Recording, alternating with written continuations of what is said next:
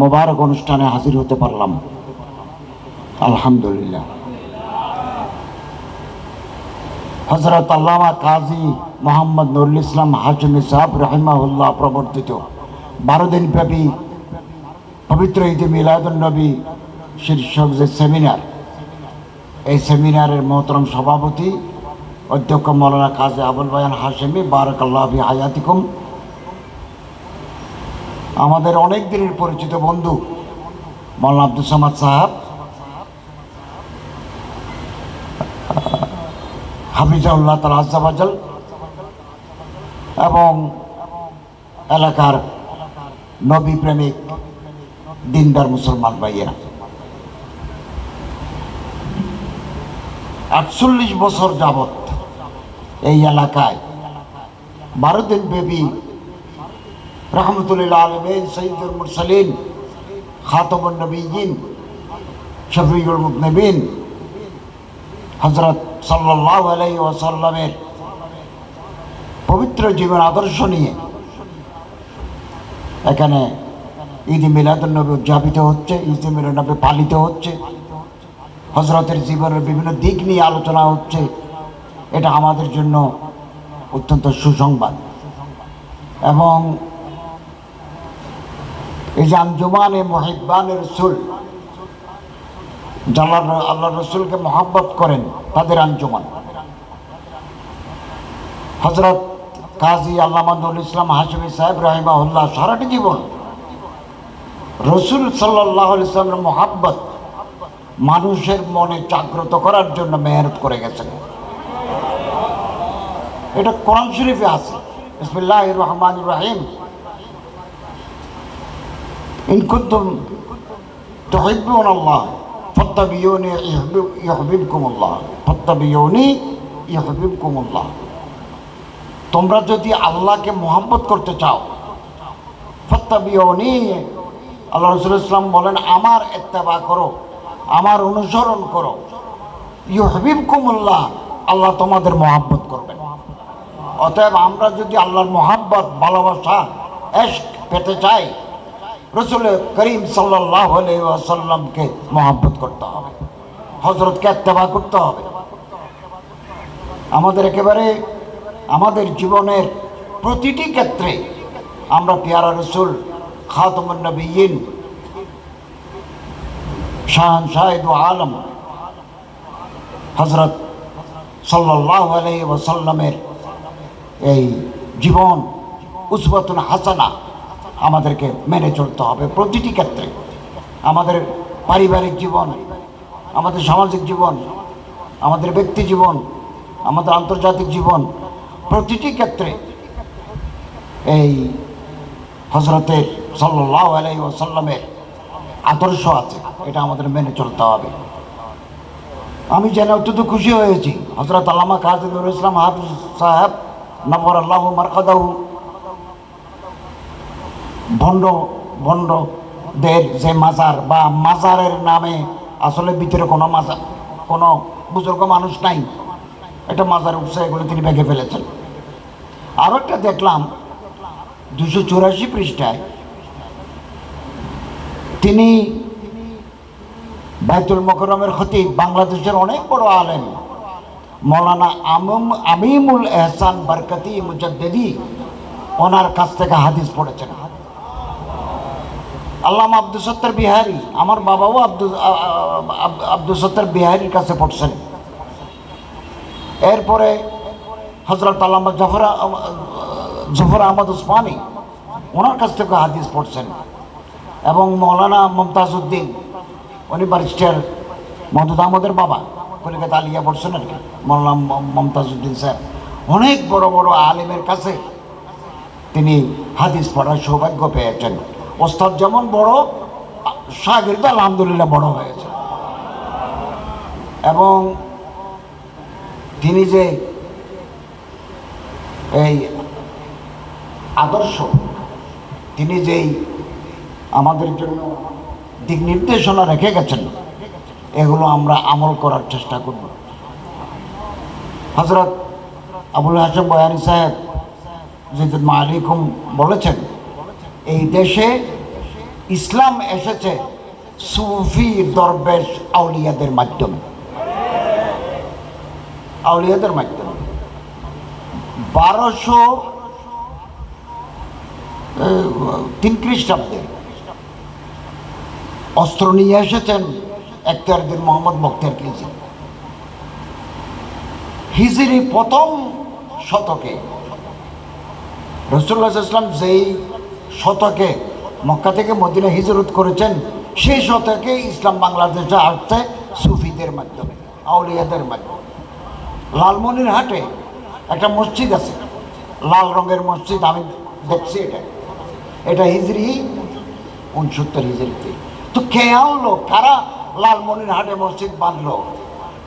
এখানে আসছেন আল্লাহর ওলিরা। না, আমি দেখছি তো শিলালিপি, আমি দেখে আসছি। কুমিল্লা ক্যান্টনমেন্টে আরবি টাকা পাওয়া গেল, আরব দেশের টাকা। এই টাকা কে আনলো? পকেটে করে টাকা আনছে, আরবি লেখা, এই আউলিয়া কেরামরা এসেছেন। আমি বহুদিন দৈনিক ইনকিলাবের প্রথম পাতায় সুফি দরবেশ আউলিয়াদের জীবনে লিখেছি। হযরত খাজা মঈনুদ্দিন চিশতি, হযরত নিজামুদ্দিন আউলিয়া রহমতুল্লাহ আলাইহি, হযরত বাবা গঞ্জবখশ, ওনার জীবনে লিখছি। বখতিয়ারউদ্দিন কাকি, আরও কাদেরিয়া, চিশতিয়া, নকশবন্দিয়া, ফরিদুদ্দিন নকশবন্দি, ওনাদের জীবনে লিখছি। এবং এই চিশতিয়া, কাদেরিয়া, নকশবন্দিয়া সিলসিলার ভারতের বুকে প্রসারের ক্ষেত্রে এ সমস্ত পীর, দরবেশ, আউলিয়া, বুজুর্গদের অবদান আছে। তারা নিজের জন্য কিছু করেননি, যা খানাগাতে আসতো এগুলো সব মানুষকে খাওয়াই ফেলতেন। এবং ইতিহাস একথা প্রমাণ করে, সুফি আউলিয়াদের দরবারে সব সময় খানা থাকে, খাবার থাকে। এক সময় হযরত নিজামুদ্দিন আউলিয়া রহমতুল্লাহ আলাইহির দরবারে মানুষ যখন বেশি আসতো, তৎকালীন রাজা সবাইকে বলে দিলেন যে তোমরা ওখানে টাকা দিও না, খাবারের টাকা দিও না, মানুষ আসে নামাজ পড়ে খায়। হযরত নিজামুদ্দিন রহমতুল্লাহ কথা শুনে বললো যে ডবল খাবার তৈরি করো। এবং কোত্থেকে খাবার আসে কেউ জানে না। তখন তৎকাল আমি লিখছি, এগুলো ইনকিলাবে আছে, প্রথম পাতায় ছাপা হতো। শেষ হতো একেবারে শেষে লিখছি মুজাদ্দিদ আল ফেসানি, যিনি আকবরের বিরুদ্ধে সুফি, উনি মুজাদ্দিদি। তো রাজা ভুল করে মাফ চাইল যে আমি ভুল করেছি, ভুল জায়গায় হাত দিছি। এ সমস্ত বুজুর্গানের দিনের তাল্লুক তো আল্লাহর সাথে। অতএব রিজকুকুম ফিস সামাও ওয়া ফিস সামাই রিজকুকুম, রিজিক তো আসমানে। অর্থাৎ জমিনে যারা আল্লাহরে ডাকেন, জমিনে যারা রসুলকে মহাব্বত করেন, রসুলের তরিকা মতে চলেন, তাদের সাথে তো আল্লাহর কানেকশন আছে। রাজা ক্ষমা চাইছেন। আমাদেরকে আমাদের বুজুর্গানি দিন যারা আছেন তাদের প্রতি আমাদের সম্মান দেখাতে হবে। তারা যে আদর্শ রেখে গেছেন এটা আমরা পালন করব, মানব। আর আব্দুল সামাদ ভাই যেটা বলছেন, আমরা এটা একটা নির্দেশনা তৈরি করব। মসজিদে, মাদ্রাসায় ইসলামের যে ঐতিহ্য অথবা ইসলামের যে ঐতিহ্যগুলো আছে, ধর্মীয় উপাসনাগুলো আছে, ধর্মীয় কালচারাল হেরিটেজ যেগুলো আছে, এগুলোতে কেউ যদি হাত দেয়, আমরা আইনের আশ্রয় নিয়ে তাদের প্রতিহত করব। কারণ এই সরকারকে তারা, এটা অন্তর্বর্তীকালীন সরকার, বিপ্লবী সরকার, বৈষম্য বিরোধী আন্দোলন, ছাত্র আন্দোলনের মাধ্যমে আমরা ক্ষমতায় আসছি। তো আমাদেরকে বিব্রত করার জন্য, আমাদের কাজ করতে না দেওয়ার জন্য একটা চক্র এগুলো করছে। এত বছর করে নাই কেন, এখন করছে। তারপরে ওই হিন্দুদের বিভিন্ন জায়গায়ও তারা আক্রমণ চালায়। নেত্রকোনায় আমার কাছে ডিসি সাহেব পাঠাইছেন, প্রতিমা ভেঙে ফেলছে। তারপর আরেক জায়গায় কান্তজির মন্দিরে ওটা দখল করতে চাচ্ছে। এগুলো বর্তমান সরকারকে বিপদে ফেলার, বিব্রত করার একটা প্রচেষ্টা মাত্র। আপনারা সিসি ক্যামেরা লাগান, সিসি ক্যামেরা লাগান, সিসি ক্যামেরাতে সব বেশি উঠবে, দারোয়ান রাখেন, স্থানীয় মানুষকে এঙ্গেজ করেন। আর যদি মনে করেন যে প্রশাসনের সহযোগিতা প্রয়োজন, তাহলে প্রতিটি থানায় ওসি আছে, এগুলো আমাদের প্রতিনিধি, ইউএনও আছে, ডিসি সাহেব আছেন, তাদেরকে মুহূর্তের ভিতরে ফোন দেবেন, তারা আসবে, এসে যাবে এবং এই সমস্ত শয়তানি যারা করছে তাদেরকে দমন করার ব্যবস্থা নেবেন। আমরা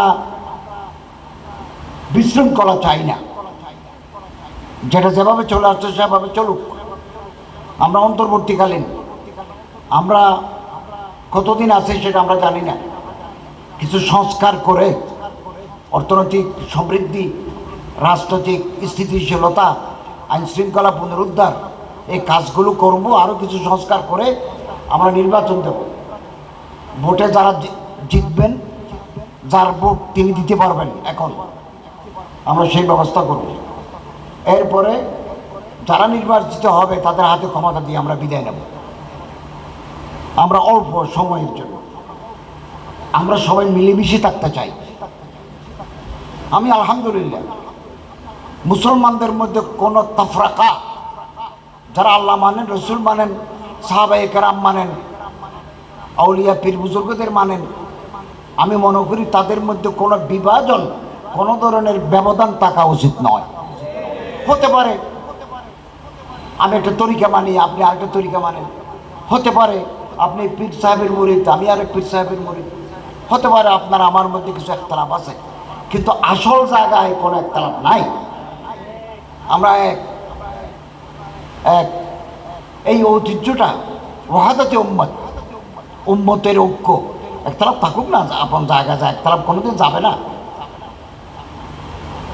ইত্তেফাক মাল ইখতিলাফ থাকুক না, তারপরে আমরা কাছাকাছি আসি। এবং এটা হিন্দুস্তানে আছে, পাকিস্তানে আছে। পাকিস্তানে মৌলানা মুফতি মুনিবুর রহমান রিজভী, উনি আল্লামা তকি উসমানীর সাথে বসেন, এই করোনার সময় বসছেন, এই দিনও তারা বসছেন, সবাই বসেন, তারা মশওয়ারা করেন, পারস্পরিক মহব্বত আছে। হিন্দুস্তানেও আছে এটা। হজরত তৌকির রাজা নদভী, তৌকির রাজা বেরলভী, ইনি হজরত আলা হজরত রাজা বেরলভী রহমতুল্লাহ নাতি, তিনি দেওবন্দ মাদ্রাসায় আসেন। আমার কাছে একটা রেকর্ড আছে, কৌমি একজাহিদি কনফারেন্সে আসছেন এবং বসে ওনার সাথে আলোচনা করছেন।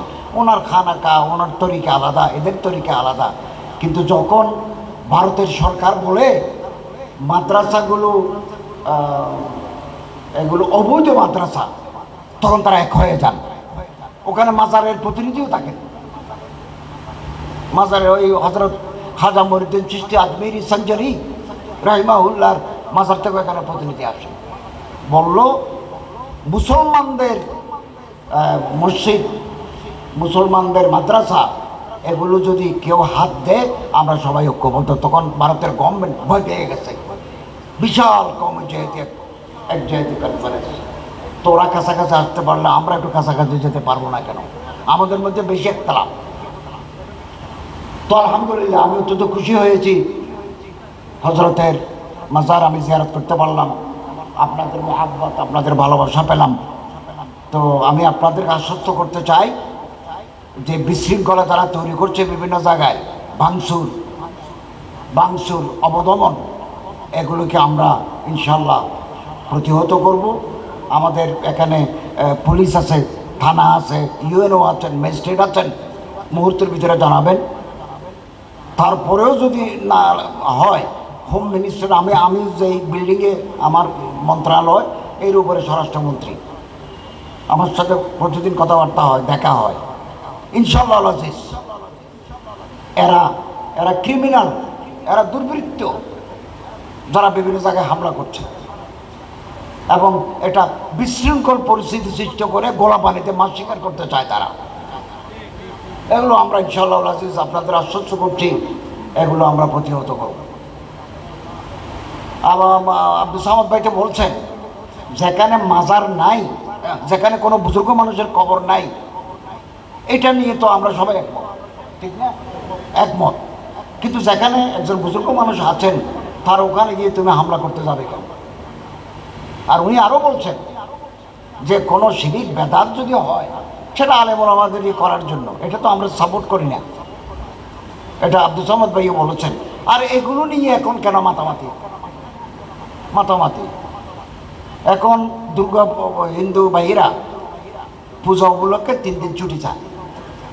আজকেও আমারে বলেছেন 3 দিনের ছুটি।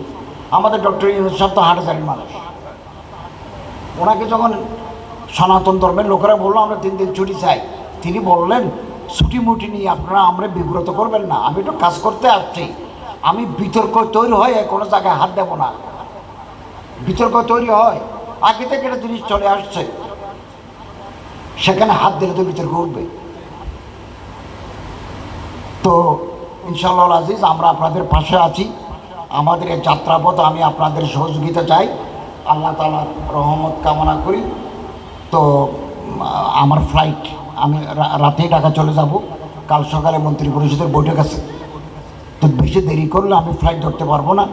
আমার ইচ্ছে ছিল যে আমি আরও বেশিক্ষণ কিছু থাকবো, বহুদিন বাদে সামাদ ভাইয়ের সাথে দেখা হয়েছে, তো রাত হলে জমে। ইনশাআল্লাহ আল্লাহ তৌফিক দিলে আরও একবার আসবো আর কি। ইনশাআল্লাহ আপনাদের দোয়া নেব, আপনাদের সহযোগিতা চাই। আল্লাহ তাআলা তৌফিক দান করুন, আমিন। ওয়া আখিরু দাওয়ানা আলহামদুলিল্লাহ।